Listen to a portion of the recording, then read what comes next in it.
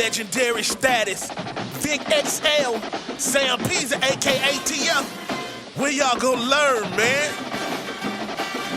You can't stop what's inevitable. It's the incredible. PZ, AKTF, dropping jewels, but they edible. I ate my vegetables, but he ate my spinach. Riding with Vic again, so no, we ain't finished.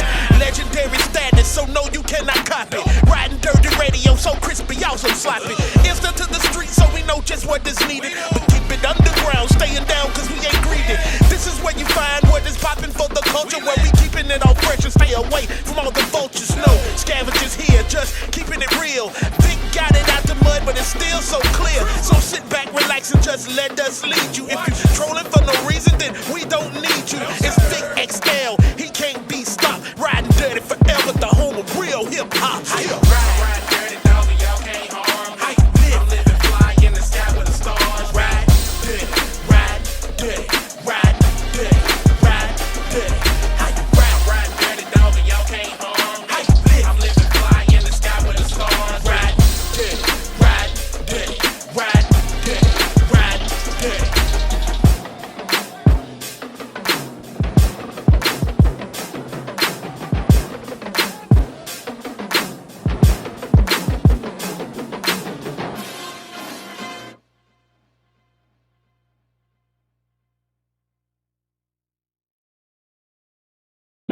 dirty, dog, and y'all can't harm me. I'm living fly in the sky with the stars. Ride dirty, ride dirty, ride dirty, ride dirty.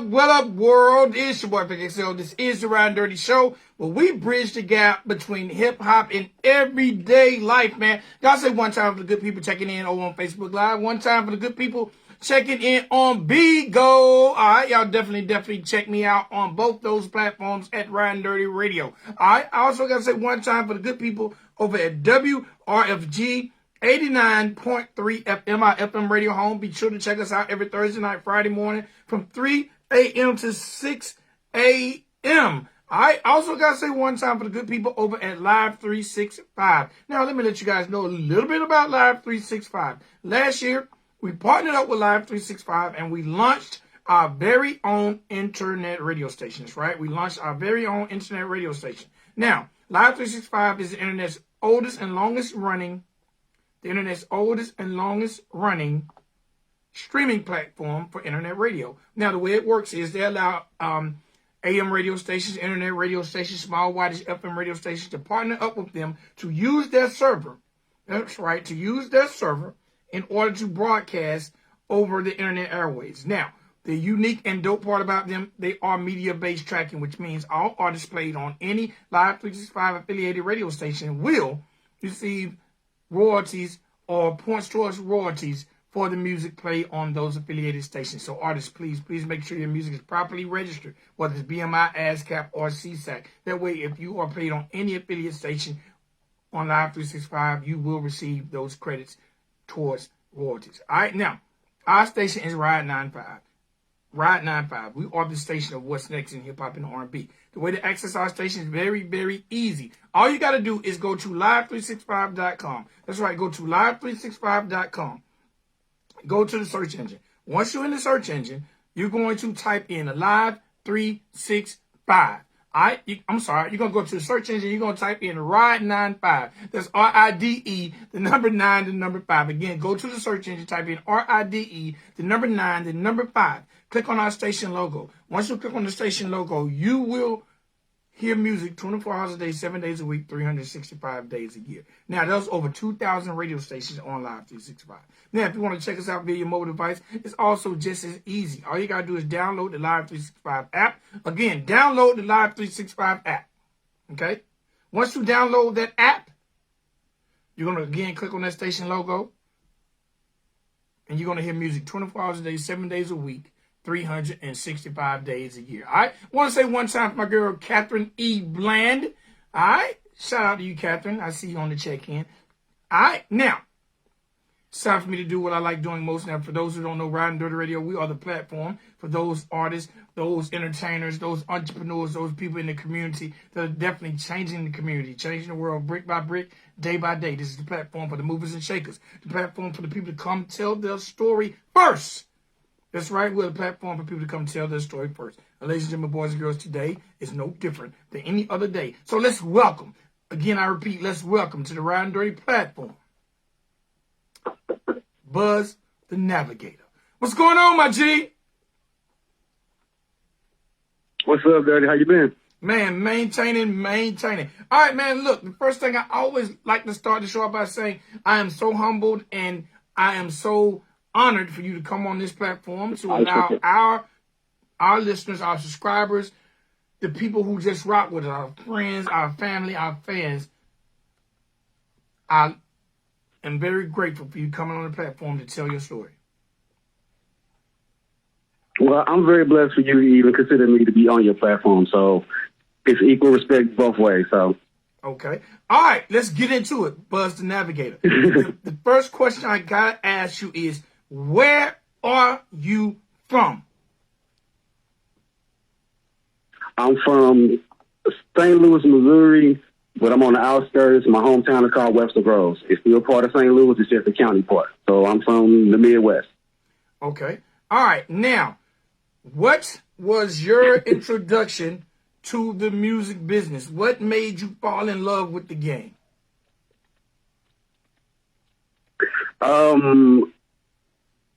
I must kind of like tell my age right now, but when I first heard Crisscross, it was like, okay, I see another avenue to get out of this poverty situation, not just, sports and stuff like that. So I saw another avenue and I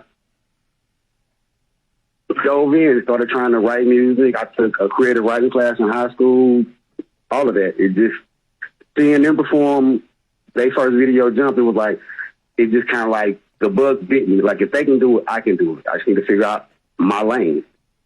Okay. All right. Now, hearing the music, falling in love with the music, that's one thing. But realizing that you have a skill set to do it is another. Now, what were the first steps for you as you begin to pursue your career in music? My first step was actually learning the art form, meaning I started listening, not just listening to artists regularly, I started paying attention to when their hook came in, when their verses started, how they came in, the melodies that they had, their cadences. I started really studying and breaking down songs. Before I started writing, I just started just listening and understanding the 16 bars, the 8 bars. I started really digging deep into it before I started putting my pen to paper. Okay. Because if I was going to do it, I made sure I was doing it correctly. Okay. No doubt. Now, you know what? And it's funny because at one point in time, I was managing artists, and I used to manage a lot of young artists. And one of the things I actually had my young artists do was take the song Crisscross and actually learn it. That way I could figure out if the youngsters even had rhythm. So I know you say it might date you a little bit, but you know what? There's still a good measuring stick of Crisscross is very, very impactful on the world of hip-hop, especially for younger artists. I mean, they still are. Because it gives the young artists that when they hear it, it's like, okay, that's what they were doing then. Yes, they weren't trying to be young gangsters. They were kids doing kid music. Even though it was still rap, they were still staying in their age range. If they're trying to be with the older people. You know what? And I agree with you 100%, man. And they was not only allowed kids to be in their age bracket, but they were also talented guys, and they had a large amount of showmanship. Yes, they did. Okay, now, for you, as you start to learn and study the game, at one point in time, St. Louis had a major stranglehold on hip-hop. What was it like growing up in St. Louis and witnessing artists like Chingy, Huey, Nelly, and the St. Lunatics and so on and so on. What was it like actually seeing those artists grow, knowing that you were from the area they were from? Did that make you feel like you can also do it as well? Honestly, I mean, it did. It gave me more of a drive to do it, and the fact that at the time when Nelly them first came out, my ex-wife, her cousin was dating his road manager, so I was kind of in the circle with them. So I've played cards with Nelly and Slow Down and all of them. I've met them personally, but even then, I wasn't starstruck, or we didn't talk about music. We just treat each other as average people, as regular people. So for me, it was okay. I know what you are. I know what your job is, and I'm right behind you. I'm just not close enough yet, but I'm still in the street with you. So for me watching them do it, I supported it no matter what it was like. They own that. I'm going to keep riding with their music, keep playing their music because they're my inspiration to, okay, I could be the next one. Okay, they had their shine time. Okay, now it could be me. This could be me. I don't know when it's going to happen, but I could be the next one, so I'm not going to stop. I definitely understand and can dig it. All right, now that process, what was it like going into the studio for that first time?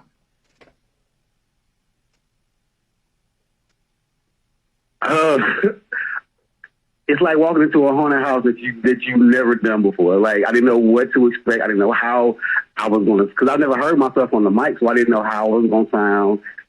Like I was super nervous. Like it was like being a father for the first time.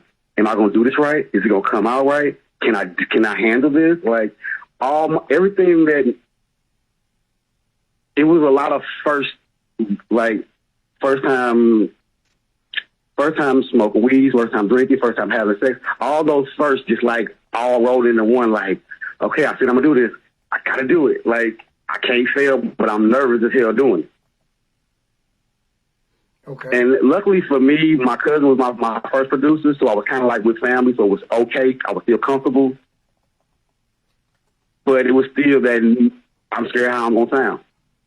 Literally, that was my first thing. I'm scared how I'm gonna sound. 'Cause I never heard myself before. Okay. The name Buzz the Navigator. That's a very unique and interesting name. How did the name come about for you? It came about in like I said, I'm showing my age still, but it came out in the era where everybody had their little cliques growing up and everything like that. And the clique that I roll with my family, my brother was like, he's the creator, and the Navigator just came out of my mouth. It was just like, well, you're the creator of our clique. I'm gonna be the Navigator, and I'm gonna figure out a way to get us some money. It just came out instantly. It wasn't a thought process. When he said his word, I just rolled right behind it. Now, Buzz is a name I got when I was growing up from my grandma. So I kind of like put them together, and I'm just like, okay, this is gonna be a good feeling that you're gonna want to follow. Because, everybody smoke weed, so everybody get buzz. I'm like, I'm going to run with that. And that's pretty much how it is now. I'm a good feeling that you're going to want to follow. Okay, now, your first introduction to the game, you were actually a part of a group called the Hillside Hustlers. Tell me a little bit about the group. The group consists of two of my cousins who were living in Oklahoma at the time when they moved back to St. Louis with their mom, with my auntie. And one of the other guys was my little cousin, one of his schoolmates. I was like the last missing piece to the group, I guess. Because my cousin was already producing for his little brother. And I just happened to stay over there a couple of nights. And they were working on music. And I was still writing. So when he had the music, I was like, okay, let me get this track right here. I'm going to write this. And I wrote literally my first whole song called The Buzz.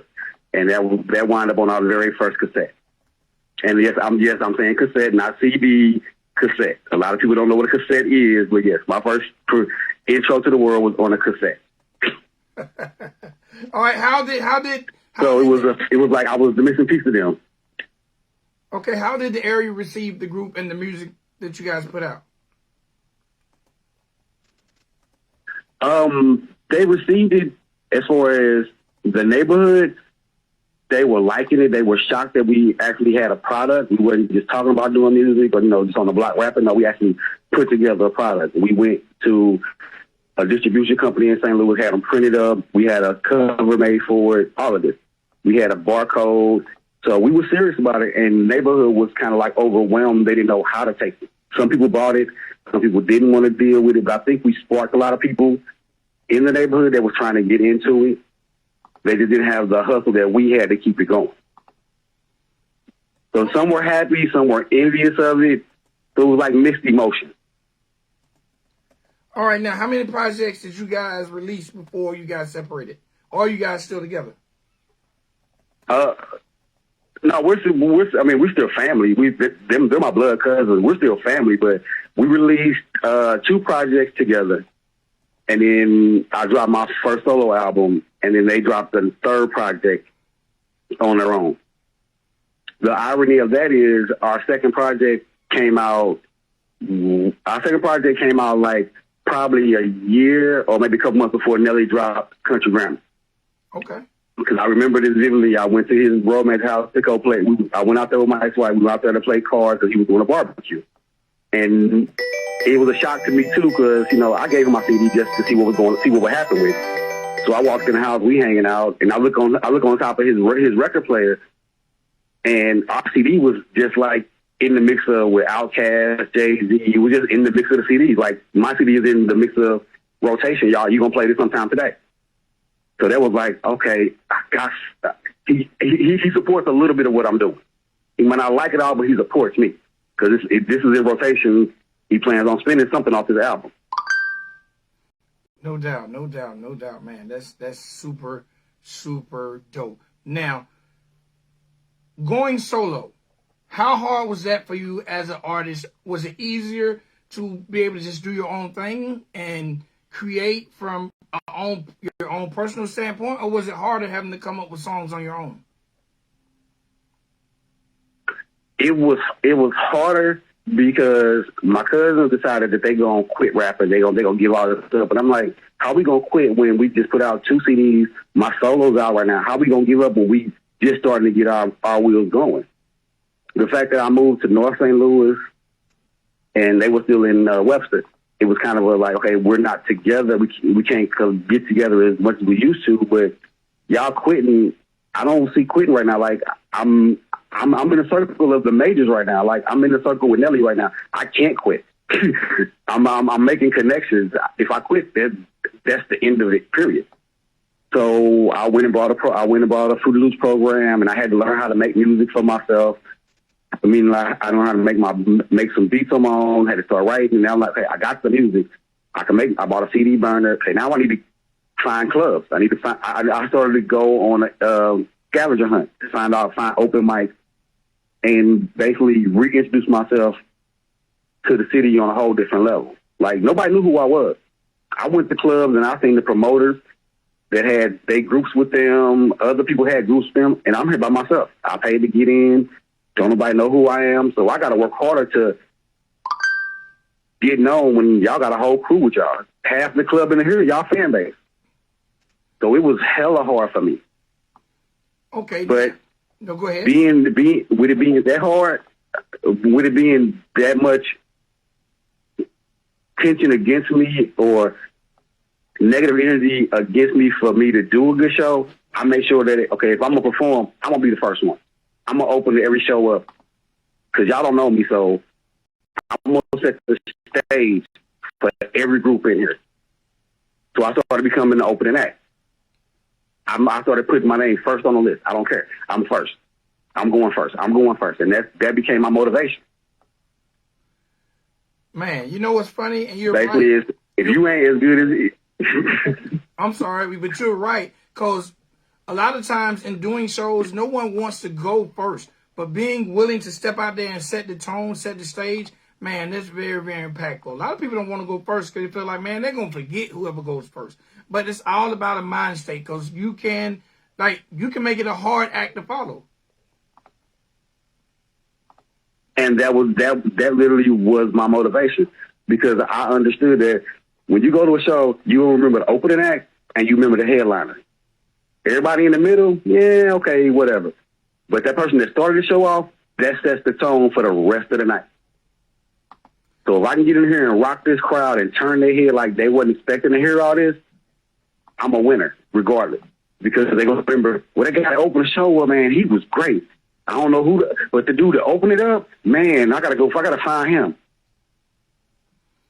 Hey man, So I made it my goal to set, like I said, I set the standard. I set the bar for this show tonight. If you ain't as good as me and I'm by myself, it's a wrap for your group. I don't care if it's 5 of you, 2 of you, whatever. If you ain't as good, if your stage presence, your song, your lyrics, none of this is as good as mine, you lose. Man, that is a dope, hungry mentality to have. Like, for real. Being able to set the stage, I mean, you got to do your thing. I mean, you got to remember, when Hammer came out, as big as he is, he started out as an opening act. And because he was so good, they had to make him a headliner. Because he rocked the crowd and nobody wanted to follow that. That's how I was. Yeah, you're right. No one wanted to follow Hammer because he was killing people. And you're right. You know what? I remember my grandfather when I was a kid, when he was giving me the sex talk, he told me, boy, the chances in life is you only really remember your first and your last. Everybody else in between don't even really matter. And that's a great way to process it when it comes to your music career. Now let's talk about Buzz the Navigator as an artist. Like, how do you want fans to react to your music? What type of artist do you want to be remembered as? I want to be remembered as an artist that tests the limit, an artist that embraces his age.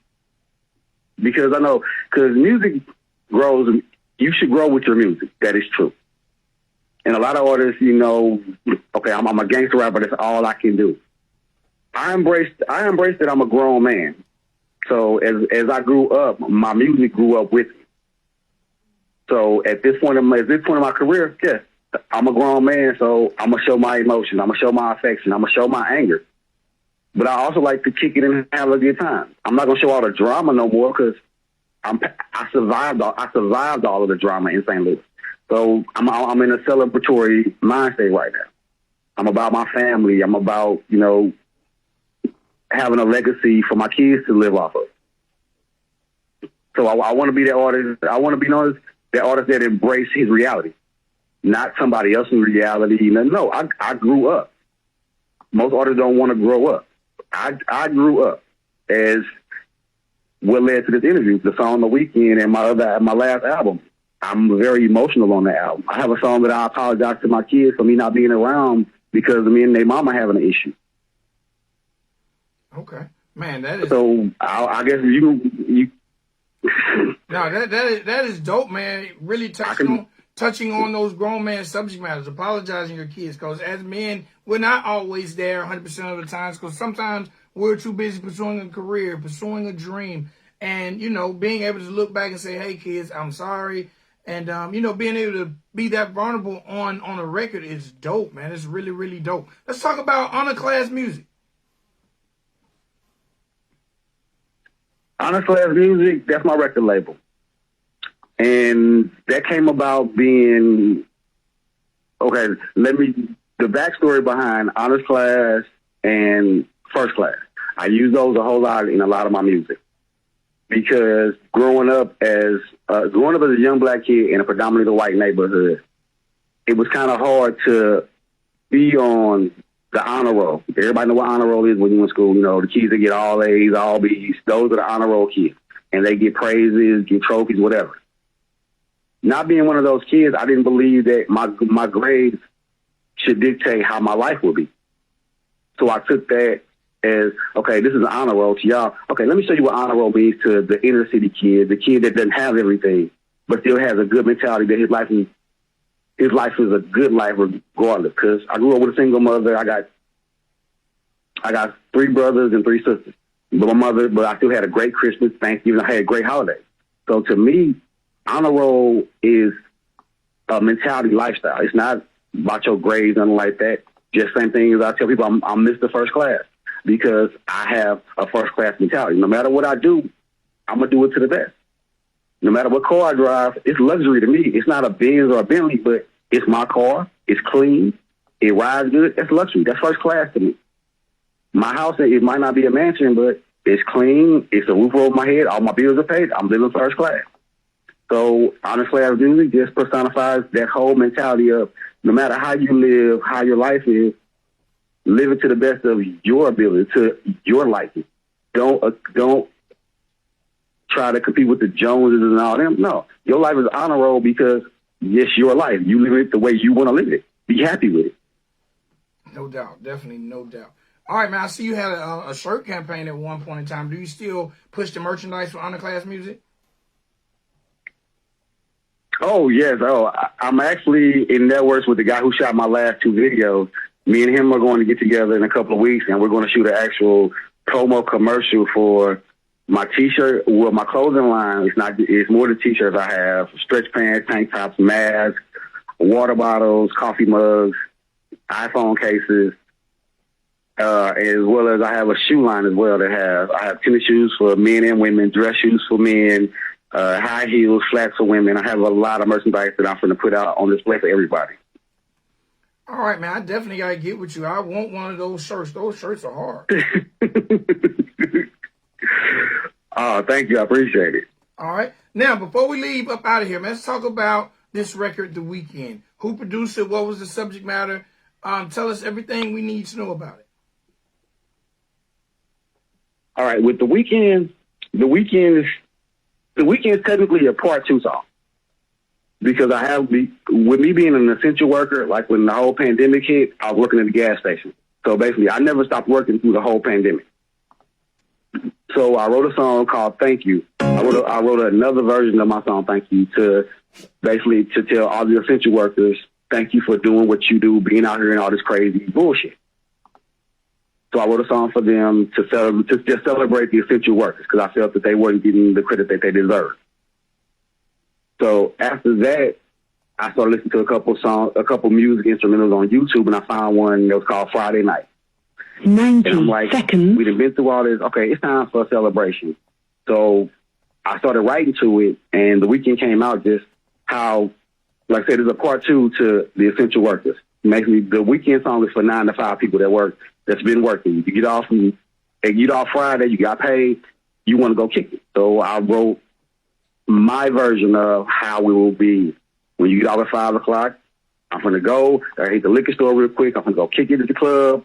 Tomorrow, I got to do things on Saturday. Seconds. Sunday, I'm just going to hang out with my family. I just gave people Friday, Saturday, and Sunday my experience or how I would like to do on the weekend. And the video came out and personified that as well. Okay. So basically, The Weeknd is a celebration song for all the bullshit going on.